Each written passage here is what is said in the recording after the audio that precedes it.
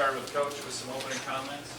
All right, thank you all for coming. I'll just start out by saying I could just leave it at this probably, but it was good to win, and then we had to watch the film.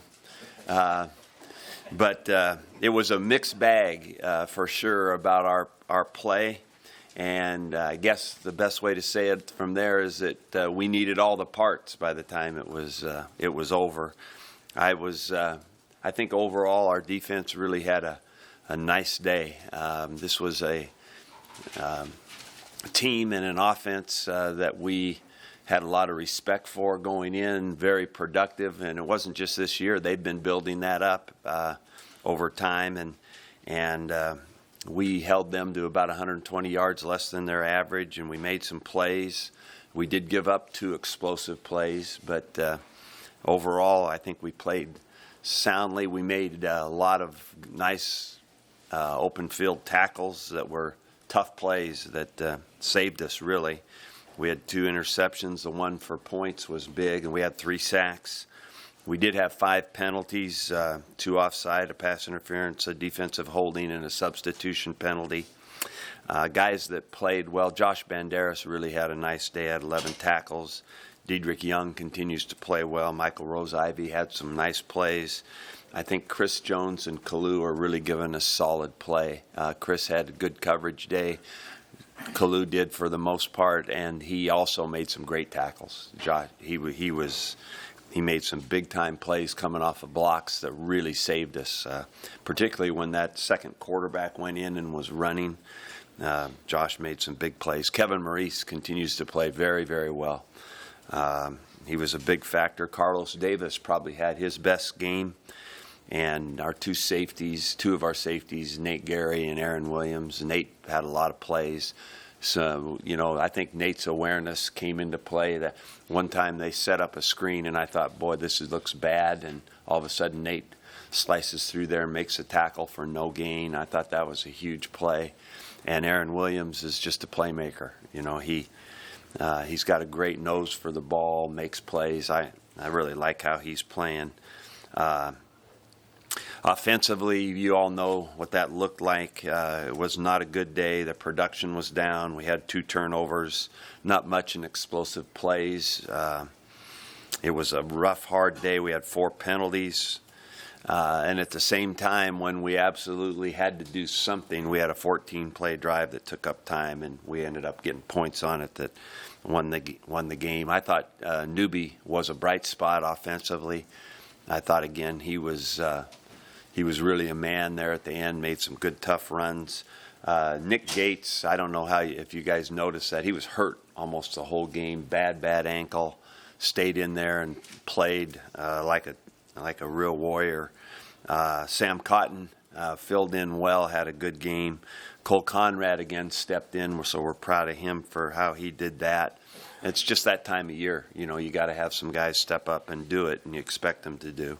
Special teams, again, it was like I've already described the game. It was some really, really good stuff and some bad stuff. And our kickoff coverage was excellent. Josh Banderas went on the kickoff team and made tackle on our opening kickoff of the day. Luke McNitt made a big-time tackle, great play. JoJo Doman probably had his best day in coverage. And Drew is a key to that. Placement, hang time, depth of kick, all those things together. Drew Brown is really having a good year. I wish I wouldn't have tried that long field goal in that Illinois game. Otherwise, he'd be perfect. It was that they should take that off the books and put bad coaching in there or something. And our kickoff return, I'd say it was average at best. Our punt return, we just need to give DeMornay a little more room. We were in situations a lot there in that midfield range where, knowing this team's background, I was really suspecting a fake. So we left our defense on the field for, I think, 3 punts. And, you don't often get great returns when you leave your defense in. We work on that, but you just don't. And the field position part of it's hard to get returns. But when we give him a little space, he had another nice return. And with a little more awareness on that play, we'd have scored. Their punter actually made a heck of a tackle on that and came out of nowhere. But if we'd have just had some awareness with one guy, we could have blocked him and been off and gone, I think. And then, our field goal team, we're filling in some guys in there, and it didn't look great all the time, the protection part of it, extra points and field goals, but we've got to shore that up a little bit. Our field goal extra point block is okay. We haven't made anything happen there yet, but we're pretty sound. And then our punt team, it was a bad day. We couldn't protect. We get a punt blocked. Thank goodness it ended up being a safety. If it had been a touchdown, we'd have lost the game. And then we give up a big return. So, that team's job is to protect and cover, and we didn't do either of them. So we got a lot of work to do there. Overall, it was good to win. Our kids played hard. I really, really respect and like this team's ability to just continue to play regardless of circumstance. And when you went on the road, we just take it and go home. So I was proud of that. And then what we have to do is look at it hard and fix the issues that we have, and then get ready to play Purdue. Now Purdue is offensively, they're one of our conference leaders. They lead the league in passing. I think they're fourth overall offensively. They moved the ball up and down the field against us a year ago. Ran a ton of bootlegs against us. Misdirection plays that hurt us. Quarterback hurt us last year, throwing and running the ball himself. They have a kind of a running back by committee that they do a good job, and they have a wide receiver, Yancey, that appears to be their number one target. Defensively, they're a 4-3, cover 8. We see a lot of that in our league. They'll put their own little characteristics on what they do defensively, and then they play a lot of man-free defense. 54 and 95 defensive linemen are good players for them, and number 21, the linebacker, is their leading tackler. So we've got to kind of start over with getting ready for that game tomorrow with our team. Today's our team's day off, and so we'll hopefully take advantage of that, and then we'll start getting prepared for Purdue tomorrow. We can open it up to questions. Mike, you guys are 6-0. With people starting to scrutinize what 6-0 looks like for Nebraska, I guess could you kind of weigh in on how you rate style points versus just winning in the playoff era? Well, I think that, first of all, it's just like I told the team and what I've always believed about football. Whether you start off good in a season or you start off bad in a season, you're usually, your identity is basically the story is told by how you finish. And so we're at a good point with our record right now. We love that record, and whatever ranking that brings us right now is great. But we all know that you're looking for it. You'll be identified by your season in total. So all of this stuff right now is just fun for everybody else, and for us, it's exactly the record that we want. And now we have to get better. And that goes, whatever our record was, that would be the story I would be telling you anyway. So we appreciate that. We like the identity of this team at this point on how they play and play to win games and have made plays to win games. But we also understand that, we watch the film, and then we've got to help them get better. And they've got to have the willingness to be better. They got to stay coachable. They got to stay in the moment.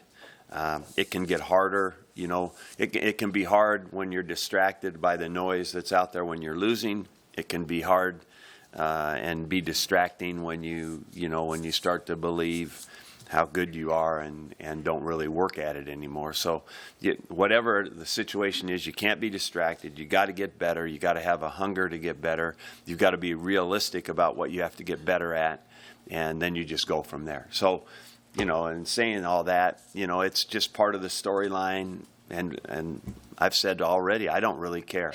I like the record. I know what we have to get better at, and so we're going to work at that and try to win our next game, and then we'll like that too.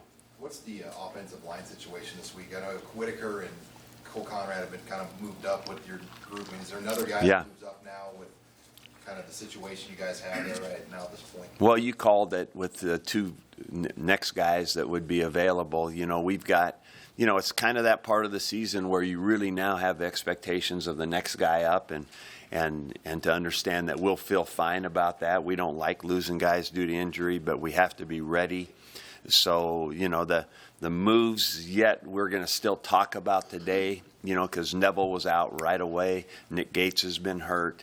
And, so who's going to be if Nick can't play and Neville both can't play, our two tackles, then we've got to probably make a move with somebody that has been very versatile. A guy like Sam Hahn could possibly be a tackle. Corey could go into guard. And then Cole and Sam would be our tackles that way. So, we're going to mess around with talking about that kind of thing. We'll find out more about Nick and David, before tomorrow's practice. So, and then there's that group behind them like Jalen Barnett that's in that mix. We'd rather not at this point pull a red shirt, on a guy. But we'll have to look at it all, what's best for this team for the moment, and be careful about what we might do in that regard. You had 7 freshmen, so 3 redshirt freshmen, Decker, Barnett, Yeah. Hayward, Yeah. and 4 true freshmen. None of those 7 have played a snap, really, or a Right. significant snap. Yeah. What do you attribute that to, and how concerned Well- are you that maybe those guys weren't ready, and you guys are kind of relying on? I mean, you're fortunate to have the walk-ons here, but you're relying on guys that you maybe hadn't thought you could rely on. Well, that's part of the development of people, right? I mean, and so, wherever these guys were when they came in, a guy like Sam Hahn, whatever Sam had walked on, when we looked at it at the beginning, when Gerald got hurt, Sam was the best guy to go in there and play.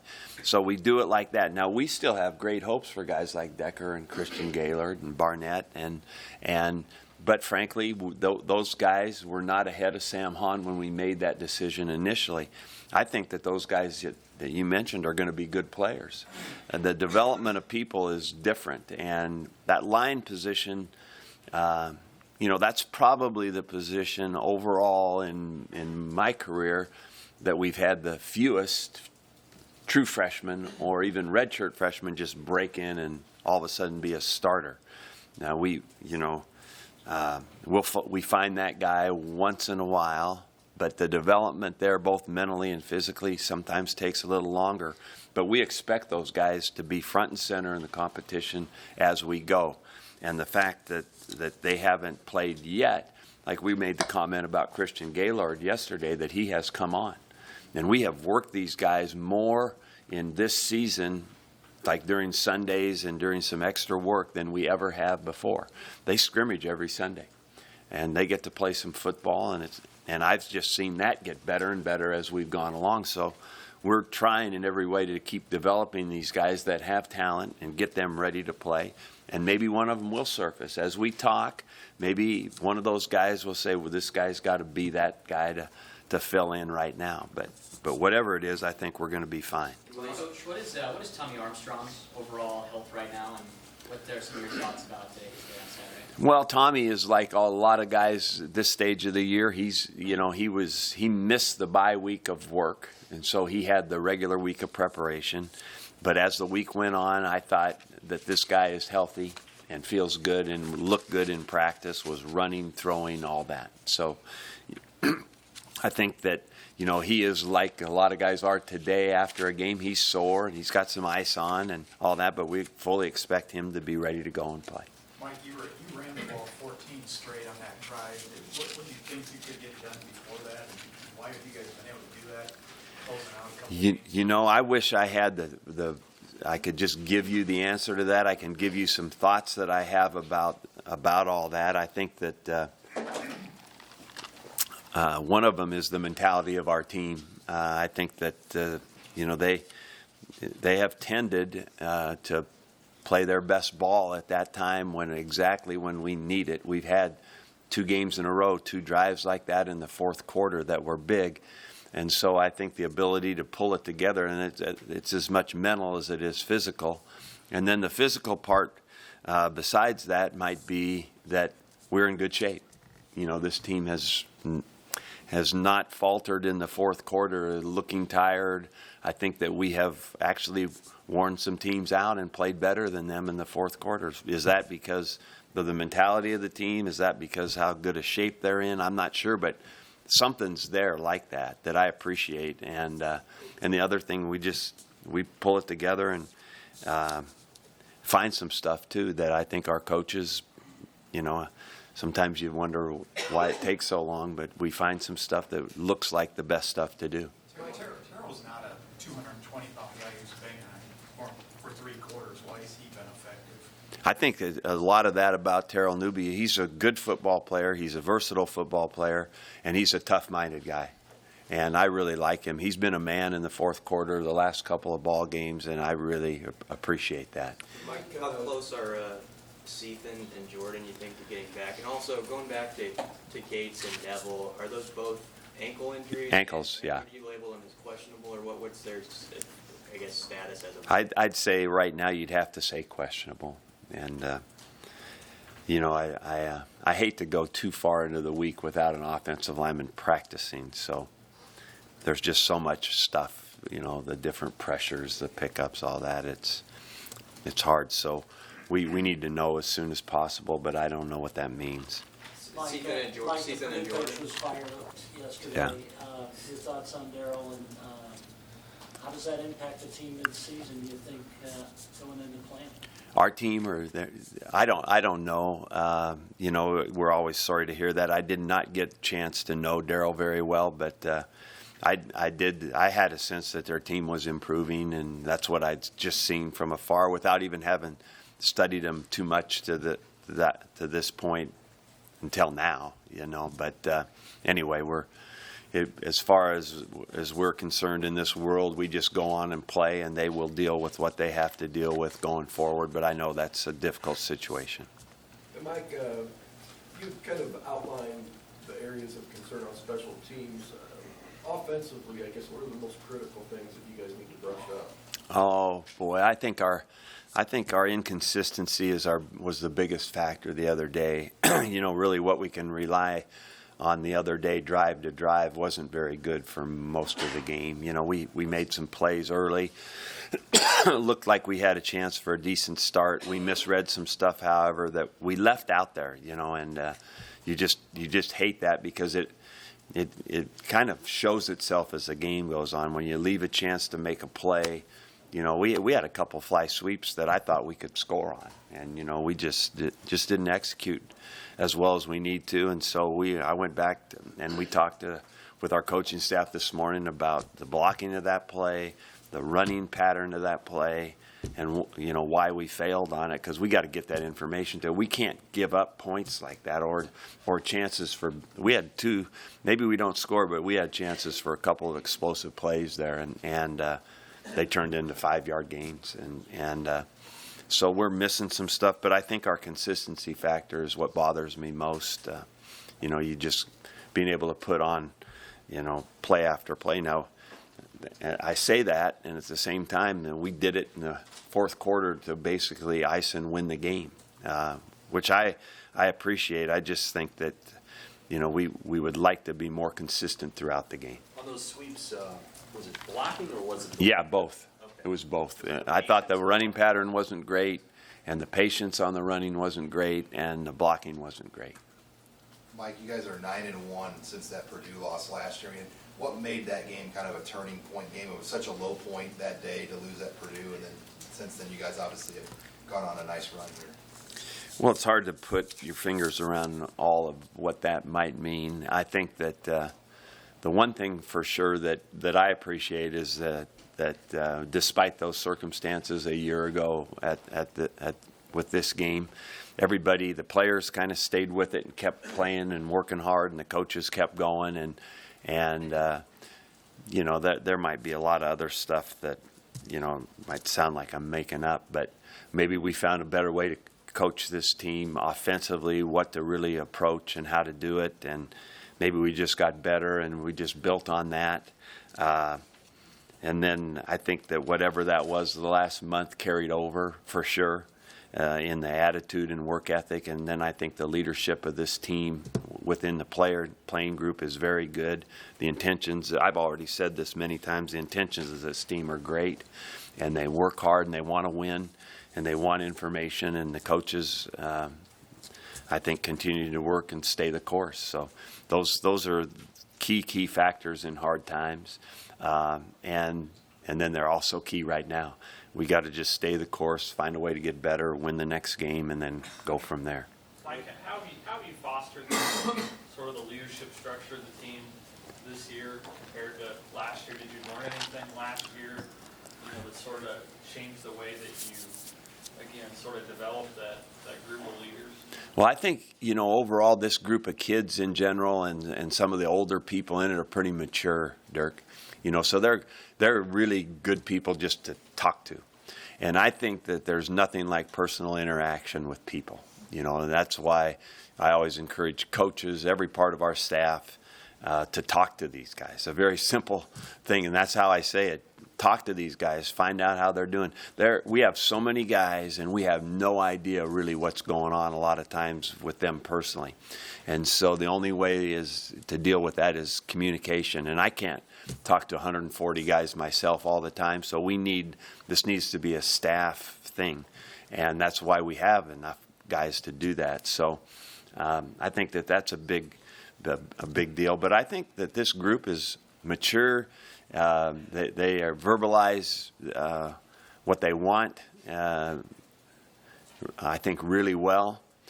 So part of the time for us is just to listen and see what's going on, and then, you know, with people like we have right now, you can just tell the intentions are really good and they want to do well, and that's a fun group to coach. Have you had an experience in your career going against a team in a mid-season coaching transition, and does that make it difficult on you in any way, not knowing exactly what the new guy in charge is going to do? Well, when you coach in the Canadian League, it's kind of a way of life up there, it seems like sometimes.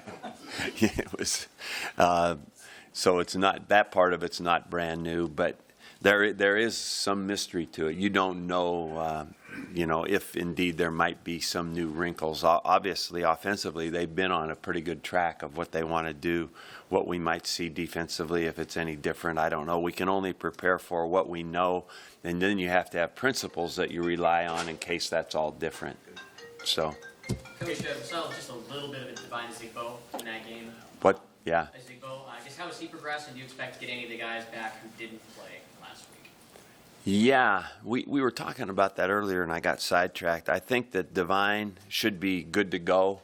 He had a good last couple days of practice last week, so we took him on the trip. We weren't going to, but then he looked like he could go. And he didn't play as much just because his preparation wasn't as thorough as the other guys, or as he normally gets. But we did intend to use him if needed, and so we put him in there a little bit. But he should be good to go. Seathan won't be able to go this week, but he's getting closer and doing well. Jordan, I maybe would say doubtful, or maybe I'd raise that to questionable a little bit. He felt a lot better yesterday. He's been doing some running in that pool. I hope he can play, but we'll find out a lot more about it tomorrow.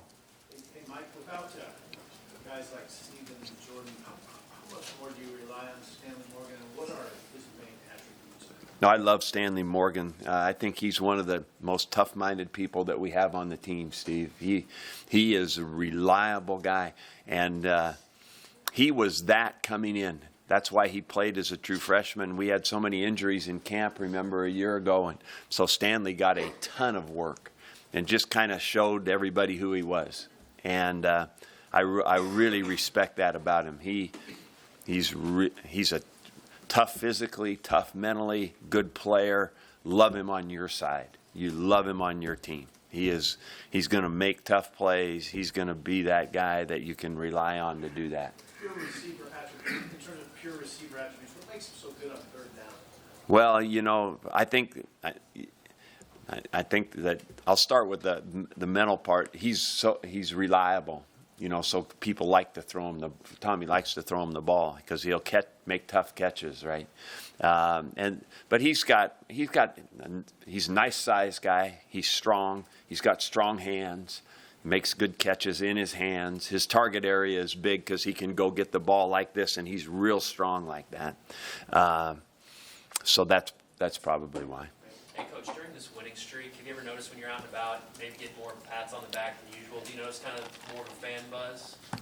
You know, I think that there is a great buzz. I've always been impressed with people's interest in the deal. But when you're winning games like this, there's probably a little different. But in Nebraska, it's pretty consistent with how people are. To me personally, on the street, how we've been treated since we moved here is really not a lot different. Everybody's excited about winning games, obviously, but I think there's a consistency to people out there, so it's not really out of the box right now. Back to Purdue, I'm sure people talk about football being a humbling game, right? Yeah. How humbling of a moment was that coming off that field? And I remember that following Monday you would come in here with a lot to say. Yeah. You had thought a lot about what you wanted to say, really, to fans and even to the reporters. As you sort of remember that weekend, what do you take from that? Like, and I mean, the fact that you guys rallied so well from it. And what do you recall about your thought process and why it has worked? Well, you know, I think, Sam, there's a lot of stuff there, and it's a good question, but I think that, you know, one of the most important things to always try to be is realistic, you know, and you know, when you're not doing well, you know, your job is to basically give people some idea of how this might try to get better, because everybody wants it to be better, especially your team. And so most of my thoughts as I go into talking to you or anybody else is really talking to our team. You know, I've got to give a message to you guys and to the fans and all that. But when I talk like this, I'm always thinking about the team is hearing what I'm saying about this stuff. So I think that's always a focal point, because in the end, our job is to help these guys grow, have a program that you can all be proud of, and then win games. So that the most of my messages are, even though I'm talking to you, I'm directing at our own team and coaching staff. Anything else for Coach? Eric Lee, what's his name? Eric had a concussion, and we hope that through the protocol that he's ready and able to play this week. We missed him on our special teams last week. Okay, thank you all.